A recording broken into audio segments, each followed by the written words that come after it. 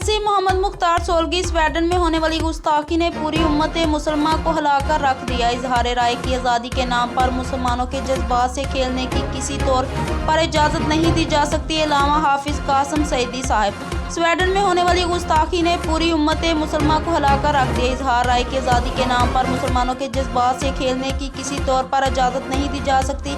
मुस्लिम हुक्मरानों को अपने अपने मुफादात से बालातर होकर इस वाक़या के खिलाफ आलमी सतह पर आवाज़ बुलंद करनी चाहिए। इन ख्यालात का इजहार दो कोटा की समाजी, इल्मी व दीनी शख्सियत अल्लामा कासिम सईदी सोलगी साहिब ने मीडिया से गुफ्तगू के दौरान किया। इनका मजीद कहना था कि हम स्वीडन में कुरान मजीद की बेहुरमती की शदीद अल्फाज में मजम्मत करते हैं।